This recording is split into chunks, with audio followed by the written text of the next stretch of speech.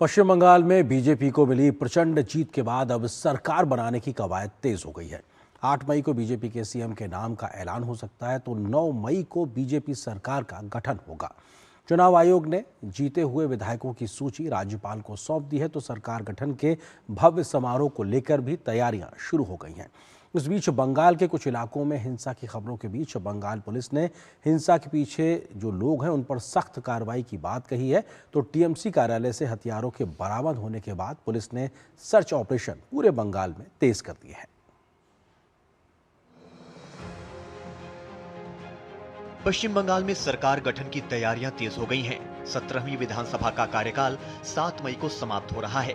राज्य के मुख्य निर्वाचन अधिकारी ने फलता को छोड़कर बाकी 293 सीटों के विजेताओं की सूची राज्यपाल को सौंप दी है। इसी के आधार पर नई विधानसभा का गठन किया जाएगा।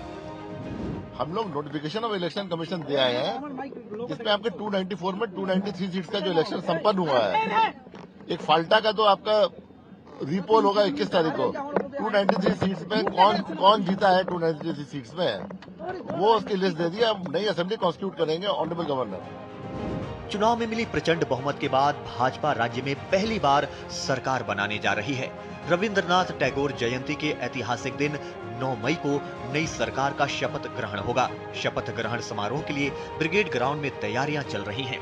हमारा जो मेन काम है कि ग्राउंड में कहां पर वीआईपी का जो है स्टेज होगा, किस तरफ स्टेज होगा, वीआईपी का ट्रैफिक मूवमेंट किस तरीके से होगा, पेडेस्ट्रियन क्राउड का फ्लो किस तरीके से होगा, वो सारे डिटेल्स और निटिग्रिटीज हम लोग जानने के लिए यहाँ पर इकट्ठा हुए थे। इसके बाद हम लोगों की एक मीटिंग होगी जिसमें सब एजेंसीज को बुलाया जाएगा और उसके बाद जो जो इश्यूज हैं उसको डिस्कस करके हम लोग फाइनल करेंगे। 8 मई को कोलकाता में आयोजित होने वाली बीजेपी विधायक दल की बैठक में नए नेता का नाम का ऐलान किया जाएगा। बैठक में बीजेपी के वरिष्ठ नेता अमित शाह और मोहन चरण मांझी भी केंद्रीय पर्यवेक्षक के रूप में मौजूद रहेंगे।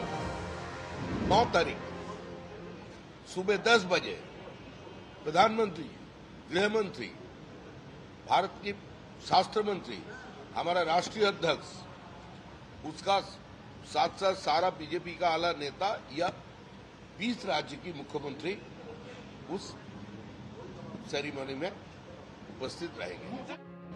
इधर भाजपा सरकार गठन की तैयारियों में जुटी है। ममता को मात देकर शुवेंदु अधिकारी ने माता मंदिर और हनुमान मंदिर में पूजा अर्चना की। उधर टीएमसी अब भी हार को पचा नहीं पा रही है। मुख्यमंत्री पद से इस्तीफा नहीं देने के बयान के बाद तृणमूल प्रमुख ममता बनर्जी की चौतरफा आलोचना हो रही है।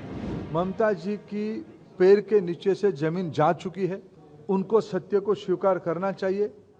उनमें अगर नैतिकता थोड़ी भी बहुत बची होगी तो सारी इस प्रकार की बयानबाजी नहीं करनी चाहिए। दीदी को हार हजम नहीं हो रहा है, वो ऐसे ही जिद पे बैठी है और इतनी डेस्परेट है कि मुख्यमंत्री के पद को छोड़ेगी नहीं। ये अनकॉन्स्टिट्यूशनल है।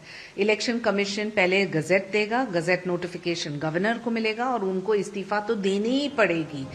इस बीच पश्चिम बंगाल में टीएमसी कार्यकर्ताओं के जरिए हिंसा और उत्पात की खबरें लगातार आ रही हैं। हालत ये है कि टीएमसी पर अब अपने ही हारने वाले नेताओं पर हमला करवाने का आरोप लग रहा है। बंगाल भाजपा के प्रदेश अध्यक्ष समीक भट्टाचार्य ने बताया कि भाजपा के पूर्व सांसद दिलीप घोष के खिलाफ चुनाव लड़ने वाले टीएमसी उम्मीदवार ने रात में फोन कर उनसे मदद मांगी। टीएमसी उम्मीदवार ने कहा कि हारने के बाद टीएमसी के लोगों ने उनके कार्यालय पर हमला कर दिया, उनकी जान को खतरा है। दक्षिण 24 परगना जिले के घुटियारी शरीफ क्षेत्र के नारायणपुर इलाके में टीएमसी के एक दफ्तर से पुलिस ने बड़ी संख्या में धारदार हथियार बरामद किए। इस बीच कोलकाता के पुलिस कमिश्नर अजय नंद ने प्रेस वार्ता कर कहा कि राज्य में जंगल राज खत्म कर कानून का शासन स्थापित किया जाएगा। पुलिस ने अब तक तोड़फोड़ के मामलों में 80 लोगों को गिरफ्तार किया है और कुछ मामलों में शिकायत न मिलने के बावजूद स्वतः संज्ञान लेकर केस दर्ज किए हैं। शहर में सुरक्षा के मद्देनजर 65 कंपनियां केंद्रीय बलों की तैनात की गई हैं, जबकि 240 मोटर बाइकों पर क्विक रिस्पांस टीम सक्रिय है। ड्यूटी में लापरवाही बरतने वाले पुलिस कर्मियों पर भी सख्त कार्रवाई की चेतावनी दी गई है। ब्यूरो इनपुट के साथ सौरभ दत्ता की रिपोर्ट, डीडी न्यूज।